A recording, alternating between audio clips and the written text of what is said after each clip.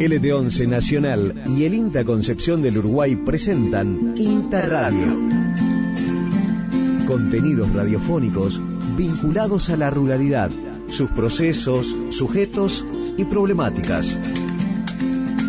INTA Radio. INTA Radio. Ciencia, tecnología e investigación. Las novedades del INTA en todo el país, resumidas en una hora de radio. INTA Radio, en LT11, con la conducción de Gustavo Contenti. Bienvenidos. Hola, bienvenidos a INTA Radio Concepción, este espacio que tenemos todas las semanas en LT11 Radio Nacional y en FM Arenas, este espacio del Instituto Nacional de Tecnología Agropecuaria, en el cual le brindamos toda la información referente a la Estación Experimental de Concepción del Uruguay y también a las experimentales de Concordia y Paraná. Tenemos información interesante para el día de hoy, un poco sobre la actividad de esta semana y la actividad, más que nada las próximas, ¿no? Con ciclos de conferencias previstos para esta época de barbecho y siembra de maíz. Así que los invito a que se queden con nosotros durante esta hora para poder contarles toda esta información y todo acerca de los ciclos de conferencia interesantísimos que se vienen y que ustedes podrán estar presentes a partir de esta modalidad virtual a través de INTA YouTube de Concepción del Uruguay. Pero si les parece, para arrancar en el día de hoy, los invito a escuchar una entrevista que hicimos con Martín Sánchez Acosta, ingeniero agrónomo y forestal de la Estación Experimental Agropecuaria de Concordia. Él nos habla sobre los productos carbono neutrales. ¿Cuál es el objetivo y cómo se consiguen? ¿Qué se considera productos carbono neutrales? El tema es el siguiente: con todo esto del cambio climático y las consecuencias que se están viendo, una de las cosas que se trata de hacer es evitar mandar carbono como dióxido de carbono a la atmósfera, y la otra es tratar de no usar combustibles fósiles o materiales o cosas que estén produciendo emitir dióxido de carbono o anhídrido carbónico, como se conoce, a la atmósfera, que es un gas del efecto del invernadero. Entonces, lo que sucede, las hojas verdes de las plantas, como estudiamos en la primaria, hacen la fotosíntesis, entonces capturan ese dióxido de carbono y liberan oxígeno encima.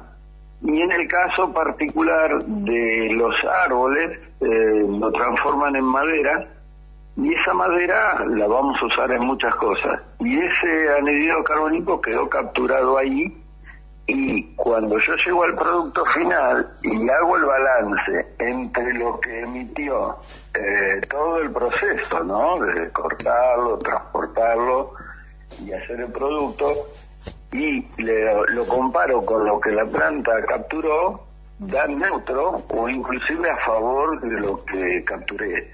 Entonces, esos productos hoy día están empezando a tener el rótulo de carbono neutrales, o sea, como que son un producto que es beneficioso para el ambiente.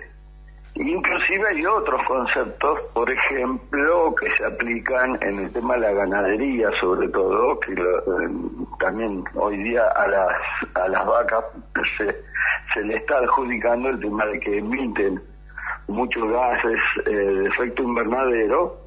Pero si nosotros criamos vacas junto con árboles, con hileras de árboles o grupos de árboles, es lo que llamamos silvopastoreo, esos árboles están compensando con lo que capturan, con lo que las vacas emiten. Y ya hoy día se habla de la carne carbono neutral. Esto Brasil lo está haciendo y exporta con un sello que dice que es carne carbono neutral, porque está colocada en un sistema que nosotros llamamos silvopastoril, donde ellos certifican de que lo que la vaca estuvo emitiendo o el novillo está compensado con lo que los árboles están capturando. Inclusive el silvopastoreo lo que está haciendo y lo que se está empleando cada vez más es te permite mejorar a veces las pasturas, porque los árboles protegen a la pastura tanto del frío como a veces del calor, y a los animales igual. Los animales son es abrigo en el invierno y es sombra en el verano. No cambia para nada, ¿no? La calidad de la carne va en lo que es la raza, el manejo y lo que come. Hace poquito nosotros, nuestro coordinador forestal, porque yo estoy en el área forestal de Concordia, no estoy en el área ganadera, hace poquito se hizo uno de estos actuales webinares donde él es especialista en silvopastoreo. Entonces el coordinador forestal comentó todas estas ventajas, y no solo se aplica a la ganadería, se aplica inclusive a otros cultivos. Yo estuve en Mendoza, donde hay vid carbono neutral, inclusive países como Costa Rica tienen una feria de la carbono neutralidad, donde ofrecen productos que están certificados de que no impactaron en el ambiente, o sea que lo que se gastó y se emitió se compensó de alguna manera con algún cultivo o algún árbol, capturando todo lo que ellos emitieron. O sea que el concepto de la carbono neutralidad es compensar de alguna manera lo que uno está emitiendo, o directamente no emitir, que eso es reemplazar cosas que se usan el combustible fósil, por ejemplo, como el caso típico de los aerogeneradores, o sea, los ventiladores. Reemplazan a cosas que estaban usando fósiles, y ellos no están emitiendo nada. Y bueno, la carbono neutralidad, o sea, su objetivo final es emisión cero, pero como no es posible la emisión cero, lo que hay que hacer es compensar lo que estamos emitiendo, y en eso las plantas son las número uno, y una de las más importantes son los árboles, porque son de los que más capturan, digamos. Escuchás Interradio, NLT11, Nacional Concepción del Uruguay.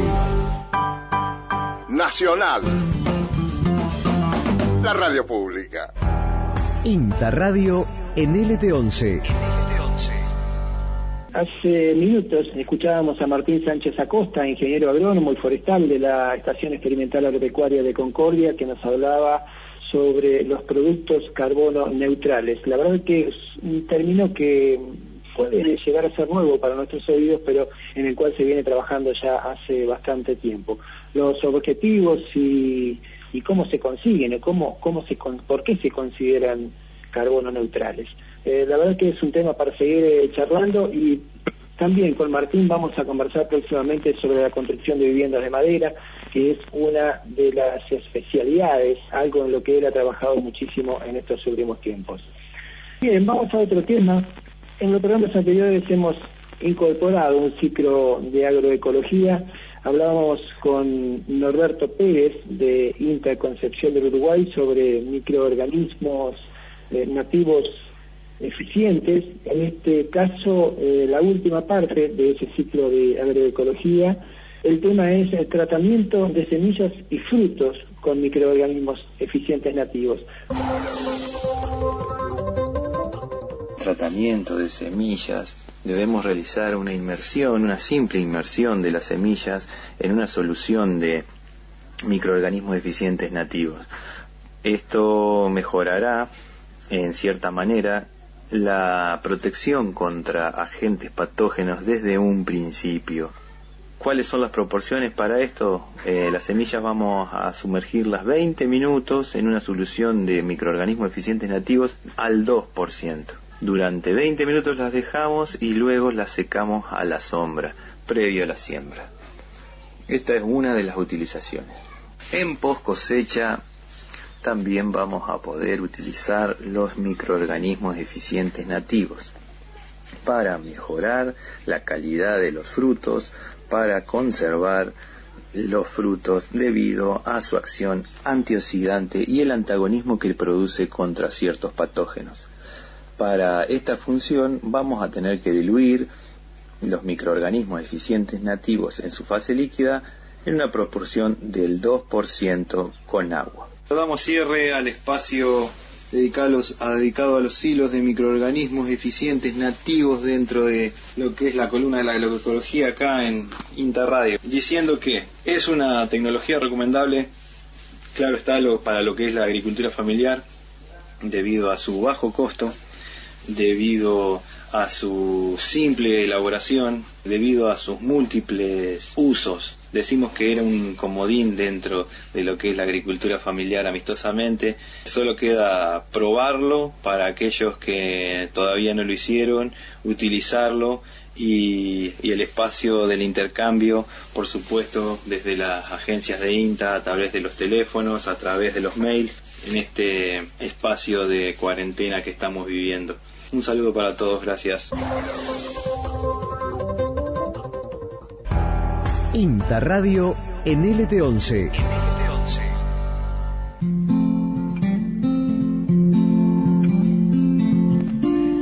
Transitando el mes de agosto, decíamos, y en épocas de barbecho, hasta septiembre, para la siembra de maíz, ya en septiembre, octubre comenzamos con siembra de primera y en diciembre de segunda, ¿no? Es que los ciclos de conferencias de INTA Concepción del Uruguay abordarán durante este mes y durante la próxima semana, temas relacionados al cultivo de maíz. Es así que próximamente, el 19, a las 8 de la mañana, se va a realizar, esto es la semana próxima, se va a realizar otro ciclo, otra conferencia a través del canal de YouTube de INTA Concepción del Uruguay, en el cual el ingeniero agrónomo Juan Manuel Orcelet nos va a informar sobre nutrición de cultivo de maíz, manejo de nutrientes en el centro oeste de la provincia de Entre Ríos. El día 19, a partir de las 8, vamos a estar charlando sobre nutrición del cultivo de maíz. Vamos a hacer hincapié en lo que es toda la problemática de la zona, contar cómo están los suelos actualmente de la zona, cuáles son los nutrientes que están limitando la producción de nuestro cultivo de maíz, cuál es el principal, que siempre es nitrógeno, pero no solo debemos mirar nitrógeno, porque por ahí, si miramos solo nitrógeno, no vamos a quedar rengo, o sea, no vamos a estar produciendo lo que esperamos, porque tenemos otro factor limitante. Por ejemplo, estamos en algunos sitios, especialmente con la zona de Sur, viendo la costa del río, estamos viendo alguna deficiencia de potasio, con respuesta a potasio muy interesante, o sea, muy importante, que le impactan productiva y económicamente al productor, ya que vemos respuesta bastante interesante en el cultivo de maíz a potasio. Y bueno, y también vamos a estar hablando de micronutrientes, especialmente de zinc, que es un micronutriente que, bueno, la zona está muy bajo porque es un nutriente que es esencial, o sea, las plantas lo necesitan. Si ese nutriente está en baja disponibilidad, la planta ve relegada su producción, ¿no? Juan Manuel, en algún momento me dijiste que el suelo en Entre Ríos es el problema más grande, digamos, para el productor, por la falta de nutrientes o por las características. Y es combinación, ¿no? O sea, no solo en Entre Ríos, sino esto es, o sea, nos está pasando a todo en región pampeana. O sea, por ejemplo, en lo que hablábamos, potasio sí, lo estamos viendo más en Entre Ríos en general, pero más en particular en la zona que te mencionaba. Pero en el caso de zinc o el otro nutriente, eso es un problema a nivel de región pampeana, porque se ha extraído por años de agricultura, se ha extraído nutrientes, porque los granos se llevan nutrientes, y nosotros solamente fertilizamos con 1, 2, 3 nutrientes a lo sumo. 2 nutrientes es lo más común que se fertiliza, o sea, fósforo y nitrógeno. Esos son los 2 nutrientes principales. Y la planta se lleva alrededor de 15 nutrientes. Entonces, o sea, en grano llevamos 15 nutrientes, entonces estamos poniendo 2 de esos. O sea, tarde o temprano nos iba a llegar el momento de que se nos iba a acabar esa caja de ahorro que estábamos sacando, que es el suelo. O sea, nosotros teníamos una caja de ahorro a la cual sacábamos y no poníamos nada, sacábamos y no poníamos nada. Eso sumado a degradación, por ejemplo, en el caso de Entre Ríos, que tenemos pérdida por erosión y demás, es un factor que también acentuó esta baja de nutrientes.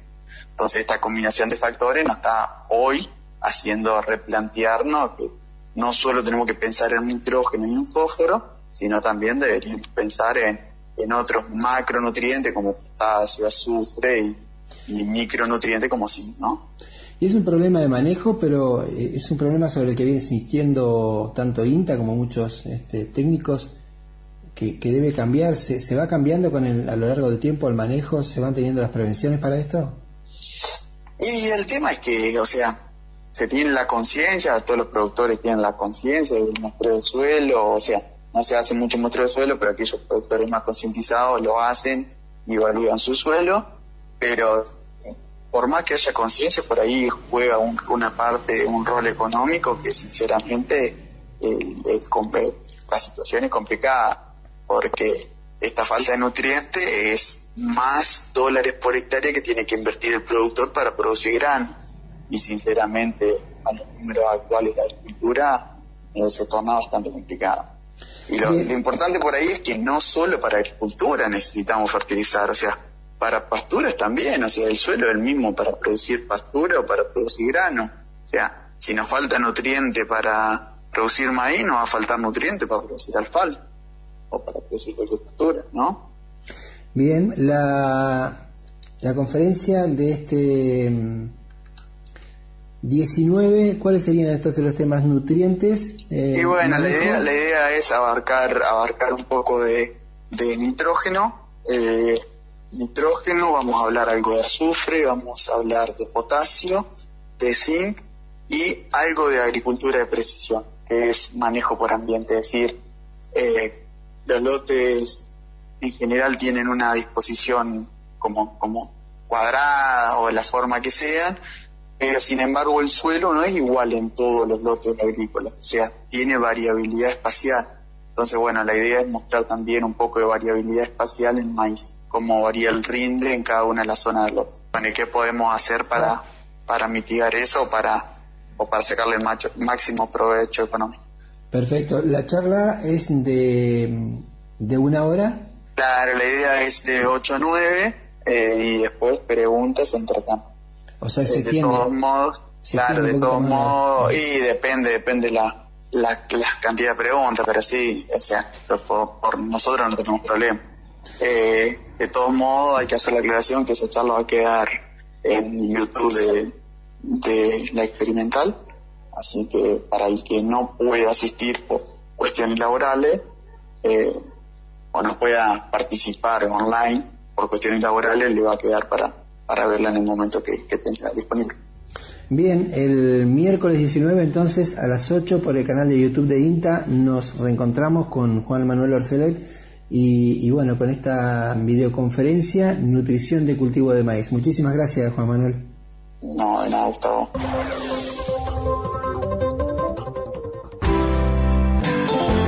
Somos radio. Somos INTA.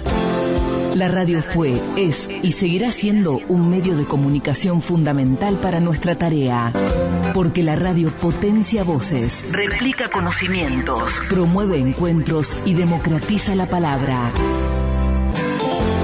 Seguimos sumando sonidos desde y para la ruralidad.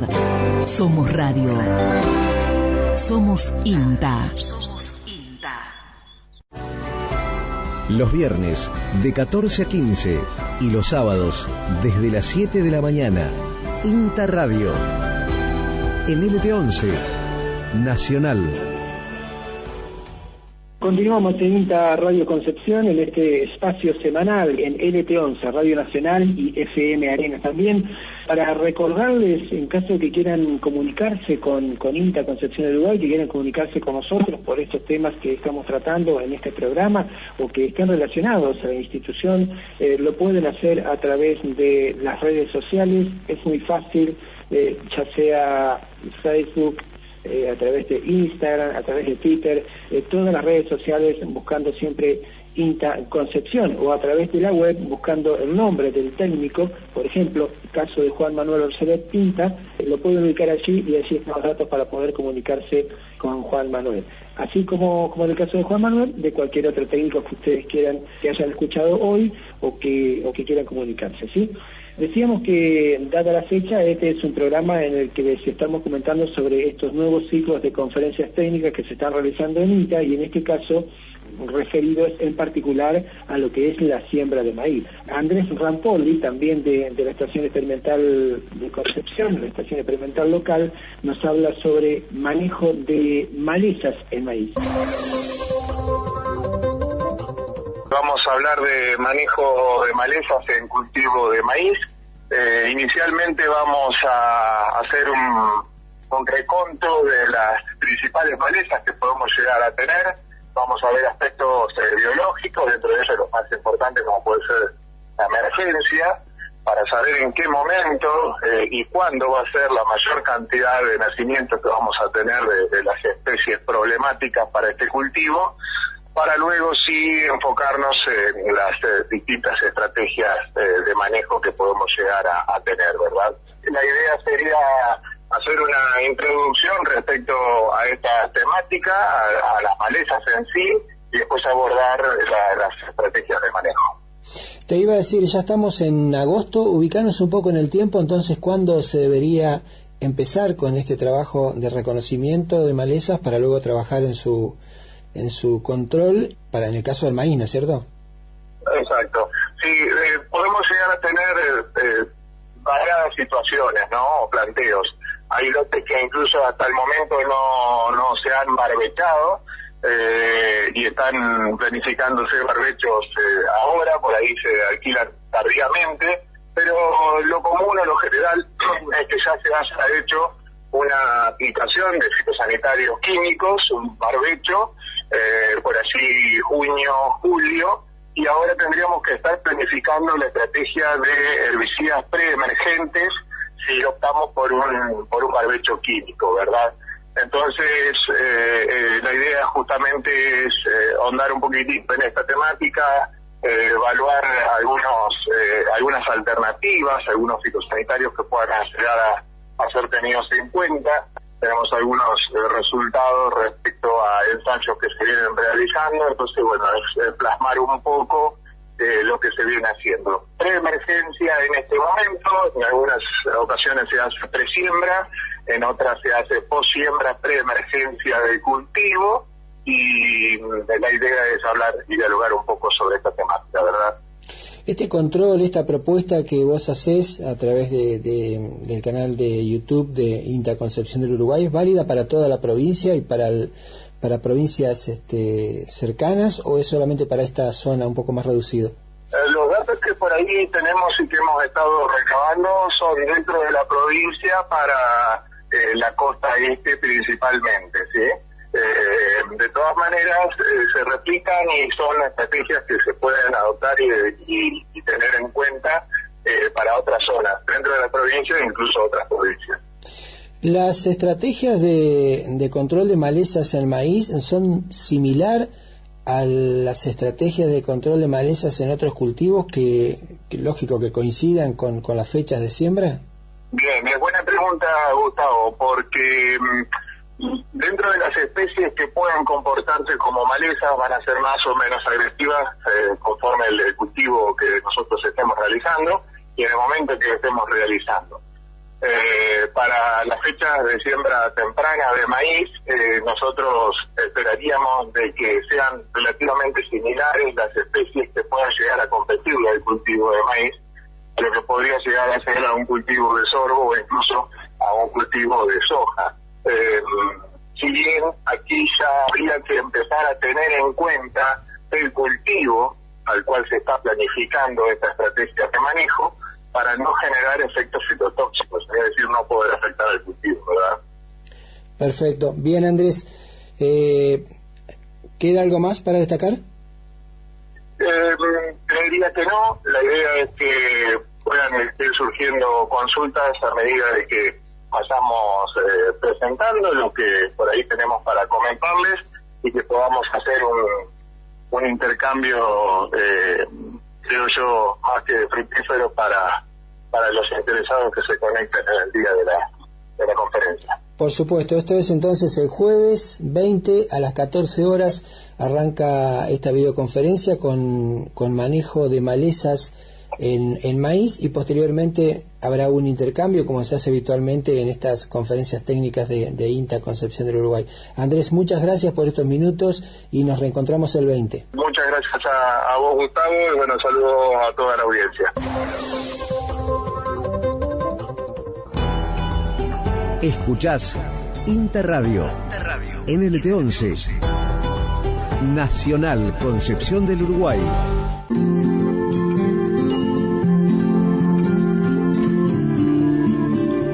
La Asociación Argentina de Productores de Siembra Directa, APRESID, tendrá su 28º congreso este año durante los días, serán 2 etapas, 18 al 21 y 24 al 28 de agosto.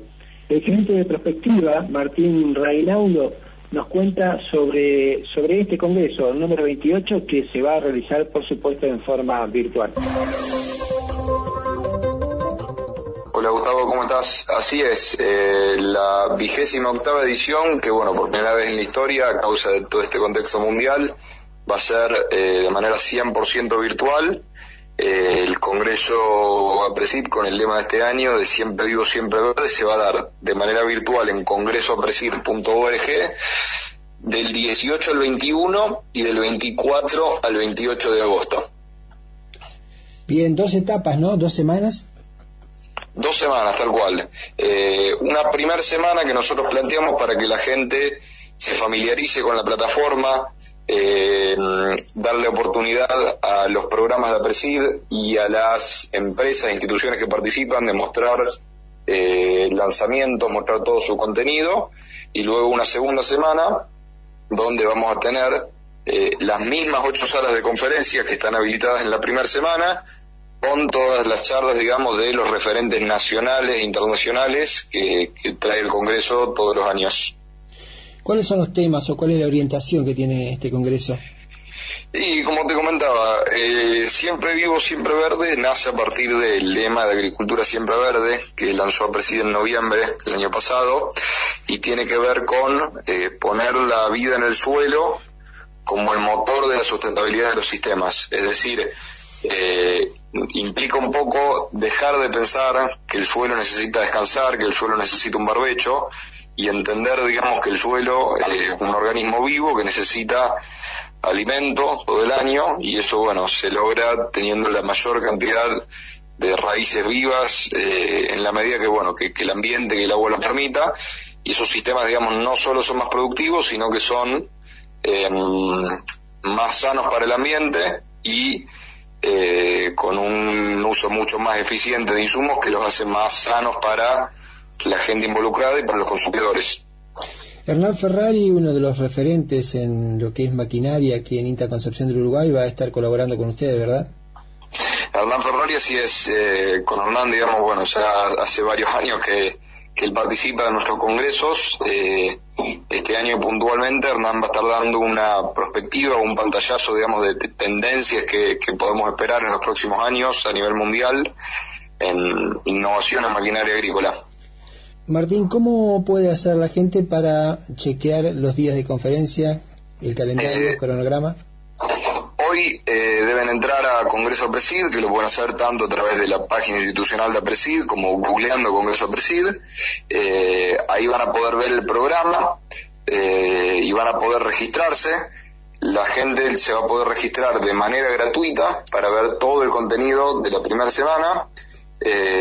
Y durante la segunda semana la gente va a poder tener de manera gratuita una de esas charlas que se dan en esas 8 salas de conferencias, una charla gratis de lección, y después, bueno, para ver mayor cantidad de charlas en esa segunda semana existen algunas opciones de ticket que se pueden adquirir ahí mismo en la plataforma.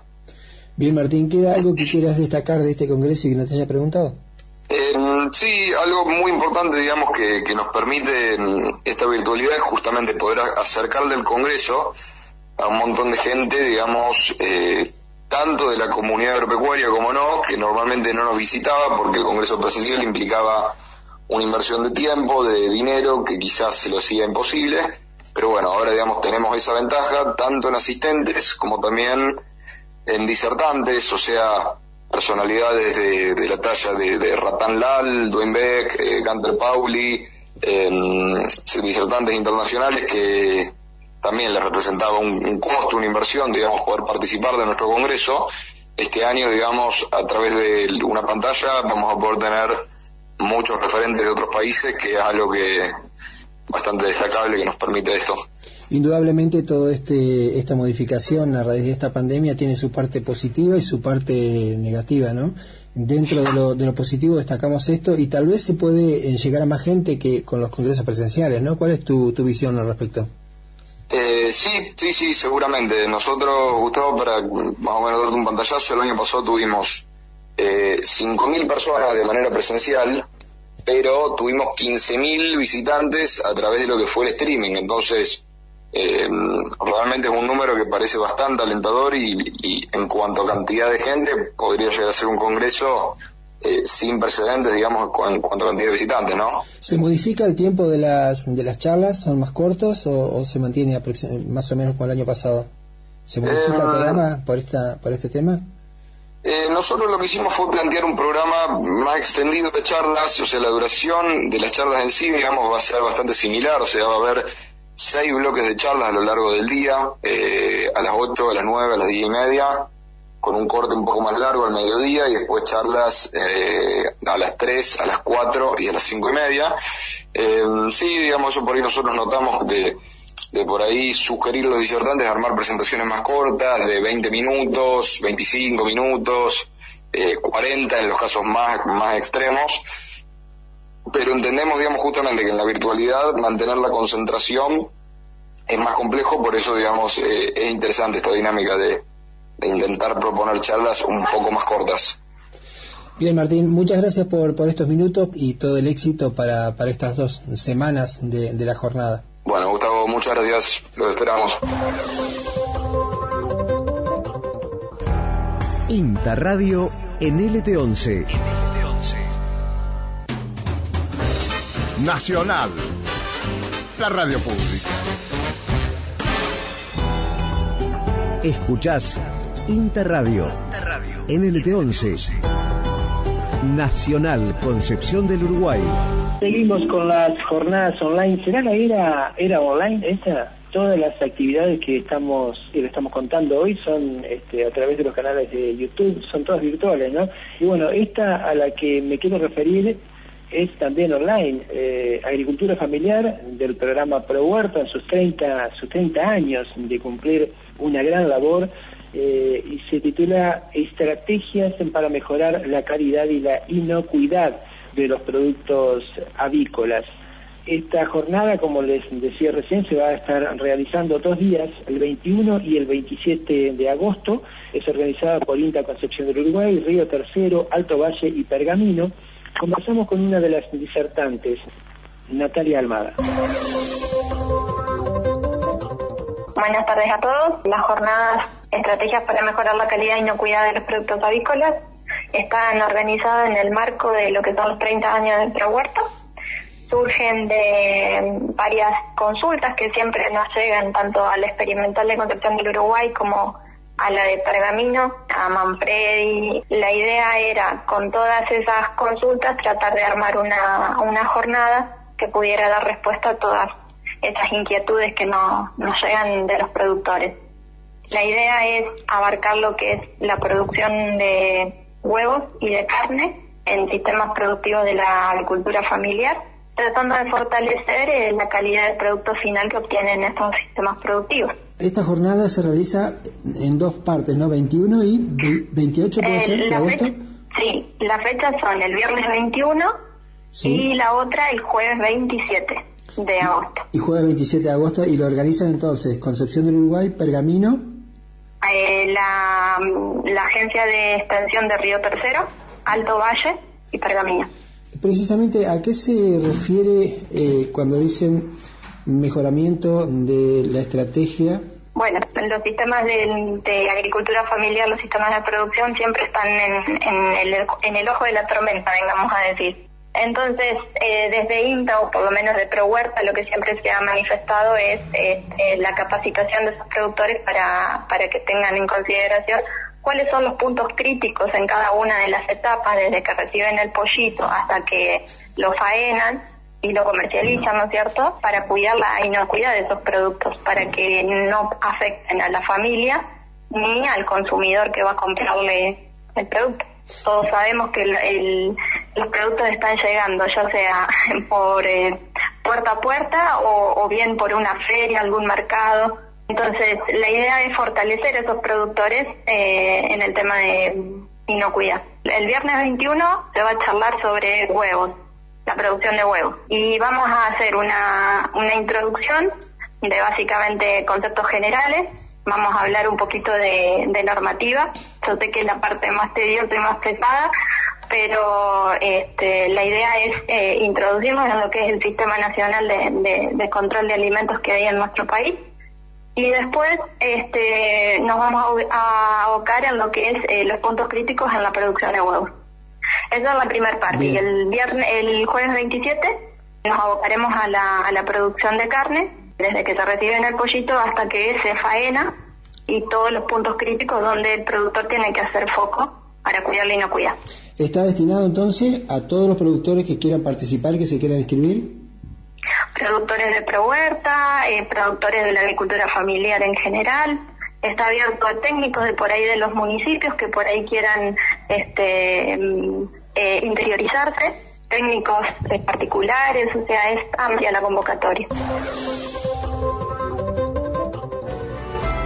Los viernes de 14 a 15 y los sábados desde las 7 de la mañana, INTA Radio, en LT11, Nacional.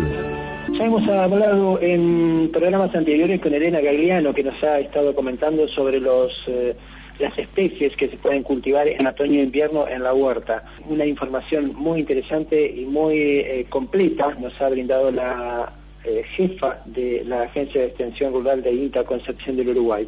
Hoy, precisamente, con Martina Boxler vamos a escuchar consejos para el cultivo de la berenjena. Pero antes de irnos, un agradecimiento muy especial para Rubén Moir de la radio, o Rubén Noar, y para el Pato Ardaiz, que son quienes nos asisten en la parte técnica. Y bueno, un día como hoy, en el que se interrumpe la energía eléctrica y hay que utilizar los recursos de emergencia, los utilizamos y estamos saliendo al aire. Y un saludo muy especial, no solamente para la audiencia de LT11, sino también para la gente del Provincial Online, para Radio UNER 91.3 FM y AM 1310 Radio Nacional de Gualeguaychú.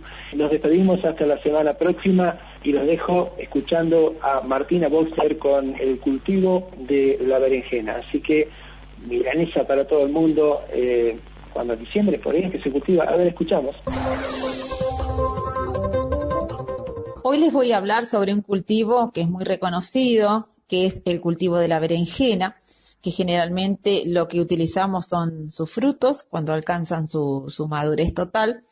Y los requerimientos con respecto al clima y el suelo: para realizar el almácigo se necesita un periodo libre de helada de aproximadamente entre 4 a 5 meses. Resiste menos el frío que lo que es el cultivo, por ejemplo, del tomate o del morrón.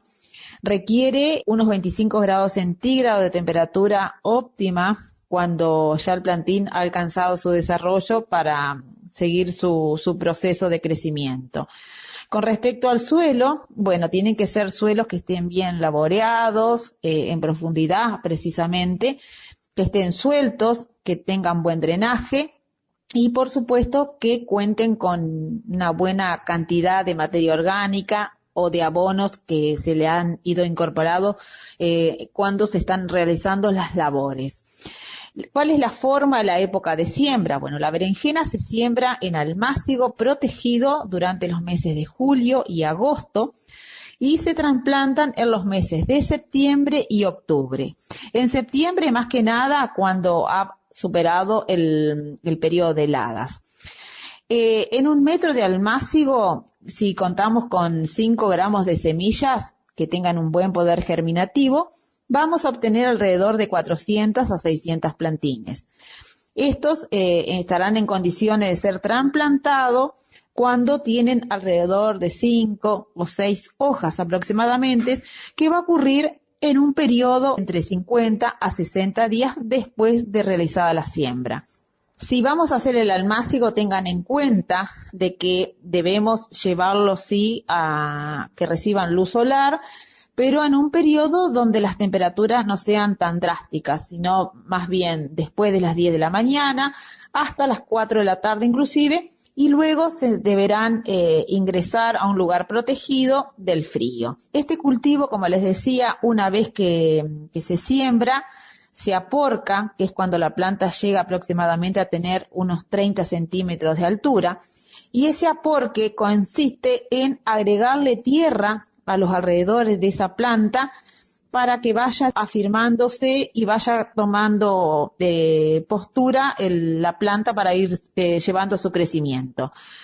Si nosotros hacemos en 1 metro de almácigo, como les reitero, con 5 gramos de semilla, vamos a obtener alrededor de 400 plantines, que estos se pueden plantar en una superficie, en una parcela, por ejemplo, de 300 metros cuadrados. Con eso vamos a cubrir, a sembrar toda esta cantidad. Cuando nosotros ya contamos con el plantín y ya ha superado el periodo de heladas, necesitamos, una vez que esté el suelo preparado, hacer ese trasplante, que se realizará entre hileras de entre 90 a 1,40 metro aproximadamente, dependiendo del cultivar. Y entre plantas, las distancias, o sea, una planta detrás de otra, deberá ir alrededor de una distancia entre 50, 60 o 70 centímetros. Con respecto a los cuidados del cultivo, bueno, requiere que sí que sea regado a partir, digamos, de ese trasplante de forma regular en todo su ciclo hasta completar la cosecha. Con respecto a las plagas más importantes, bueno, generalmente a veces les ataca la arañuela, que es una arañuela muy pequeñita que se puede controlar fácilmente, a veces con los preparados con ajo y alcohol, o con un purín de ortiga, o a veces con frutos de paraíso también, o con jabón potásico, que se puede controlar muy bien. Otro, digamos, de las plagas que son importantes, que pueden llegar a aparecer, son los pulgones, que también lo podemos usar para controlarlos con los frutos de la semilla del paraíso, con el alcohol, con el ajo, o tierra de diatomeas. Como enfermedades, bueno, presenta algunas enfermedades que a veces se pueden manifestar o no, como puede ser el mildiu o el tizón tardío, que bueno, se pueden también controlar con el oxicloruro de cobre, con el caldo bordelés, que son todas preparaciones que nosotros habitualmente las indicamos en el programa Pro Huerta para controlar este tipo de insectos. Llegamos a cosecha, bueno, el número de días hasta madurar el fruto es aproximadamente entre 70 a 90 días de realizado el trasplante.